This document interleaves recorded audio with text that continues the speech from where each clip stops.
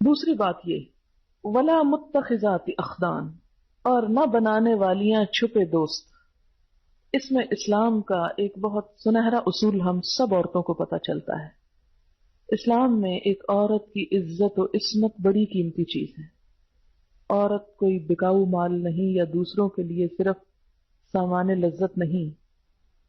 اس لیے عورت کو اپنی حفاظت اور اپنی عزت و عصمت کی حفاظت کی تلقین کی گئی، تعلیم دی گئی، اور اس کے لیے کسی مرد سے چھپی دوستی رکھنا منع کر دیا۔ ولا متخذاتی، اور نہ بنانے والیاں، کون؟ مسلمان عورتیں، اخدان، چھپے دوست۔ اور یہاں لونڈیوں کے لیے بھی بات ہو رہی ہے کہ لونڈیاں بھی کسی معاشرے کے اندر چھپی دوستی مت رکھیں، یا کوئی مرد چھپ چھپا کے ان سے تعلق نہ رکھیں۔ اگر ان سے تعلق رکھنا ہے تو انہیں قید نکاح میں لائیں یا ان سے تمتع کریں۔ تمتع ابھی میں سمجھاؤں گی، ابھی لونڈیوں پہ آتی ہیں تو پھر تمتع کا لفظ آ رہا ہے۔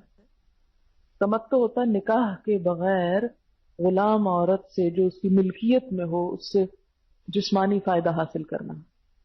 متاع صحیح ہے نا، فائدہ اٹھانا، تو تمتع فائدہ اٹھانا۔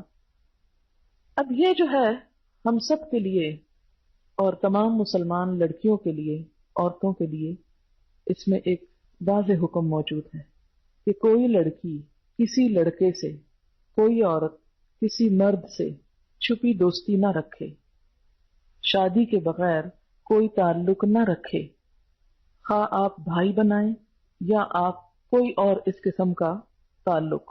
اور بوائے فرینڈ یا گرل فرینڈ کا کوئی تصور اسلام میں نہیں، نہ کسی مسٹریس کا، اس لیے کہ اس سے ایک عورت کی حرمت بھی پامال ہوتی اور اس کی ذمہ داریاں بھی متاثر ہوتی ہیں، اور معاشرے کے اندر بگاڑ پھیلتا ہے۔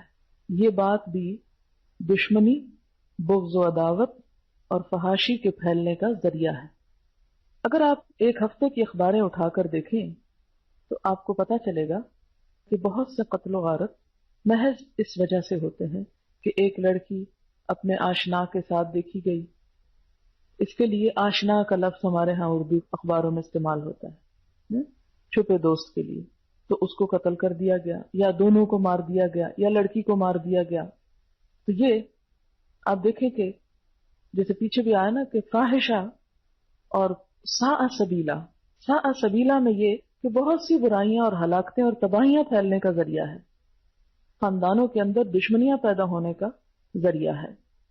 اب اس میں آپ دیکھیں کہ اس دوستی کا معنی صرف جسمانی تعلق بھی نہیں ہے، بلکہ کسی بھی قسم کا تعلق، کسی بھی قسم کا کسی مرد سے منع ہے، خواہ وہ گفتگو یا گپ شپ ہو، تو بس دل بہلانے کے لیے آپ گپ شپ کر رہے ہیں، اس سے آگے کوئی تعلق نہیں، یا کوئی عہد و پیمان ہو، یا کسی ریسٹورانٹ میں ملاقات ہو، یا کسی بھی تنہائی میں کہیں پر بھی کسی بھی سینس میں، خواہ آپ یہ کہیں کہ نہیں ہمارے دل میں تو کوئی برائی نہیں یا ہماری نگاہوں میں کوئی برائی نہیں، تو نہیں، برائی ہو یا نہ ہو، اللہ تعالیٰ قرآن پاک میں فرماتے ہیں وَلَا تُزَكُّوا أَنفُسَكُمْ، اپنے آپ کو پاک مت کہو، بل اللہ یزکی من یشاء، اللہ ہی پاک کرتا ہے جس کو چاہتا ہے۔ اس لیے خواہ فون پر گفتگو ہو یا کسی بھی اعتبار سے کوئی ملاقات ہو، کوئی خط و کتابت ہو، کوئی لین دین ہو جس کے اندر کوئی بھی اپنائیت ہو، وہ درست نہیں، اسلام کی نگاہ میں وہ حرام ہے۔ اس کا بس ایک ہی طریقہ اور وہ ہے نکاح۔ اسی لیے نکاح سے پہلے محض منگنی ہو جانے کے بعد بھی تنہائی میں لڑکی اور لڑکے کا ملنا یا فون پر لمبی گفتگو کرنا یا غیر ضروری باتیں کرنا، یہ بھی منع ہے، کیونکہ منگنی نکاح نہیں ہے۔ اصل تعلق نکاح کے بعد ہی شروع ہوتا ہے، اور اس کے لیے انسان کو انتظار کرنا چاہیے، کیونکہ ایسی تمام گفتگو زنا شمار ہوتی ہے۔ جیسے ایک حدیث میں آتا ہے کہ نگاہیں بھی زنا کرتی ہیں، کان بھی زنا کرتے ہیں، زبان بھی زنا کرتی ہے، تو اس کا زنا کیا بتایا گیا کہ زبان کا زنا کیا ہے؟ ایسی کوئی گفتگو کرنا جو ایک شوہر اور بیوی کے درمیانی ہو سکتی ہے، اور کان کا کیا ہے؟ ایسی کوئی گفتگو سننا، اور آنکھوں کا زنا کیا ہے؟ کہ بغیر نکاح کے کسی مرد کو شہوانی نگاہ سے دیکھنا، ایک بری نگاہ سے دیکھنا. آپ دیکھیں کہ محض کسی مرد کو دیکھنے میں ممانعت نہیں ہے. مثلا آپ بازار جاتے ہیں، کوئی چیز خرید و فروخت کر رہے ہیں اور ایک نارمل انداز میں آپ بات چیت کر رہے ہیں تو اس سے منع نہیں کیا گیا.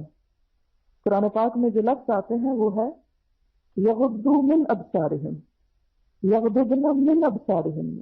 من کا مطلب ہے باز، اپنی باز نگاہیں بچا کے رکھیں. اب وہ کوئی اور نہیں آپ کو بتا سکتا کہ آپ کی یہ نگاہ ٹھیک ہے یا غلط ہے، وہ آپ کا دل ہی آپ کو بتائے گا کہ آپ کیا کر رہے ہیں. تو یہ تمام چیزیں جو ہیں حرام میں آ جاتی ہیں. کسی مومن عورت کے لیے، کسی مسلمان لڑکی کے لیے اس کا ایمان اور تقوی اسے اجازت نہیں دیتا کہ ایسے کسی تعلق کو کسی بھی شکل میں باقی رکھے. جس کے دل میں بھی اللہ کا ڈر ہو اسے اس سے باز آ جانا چاہیے.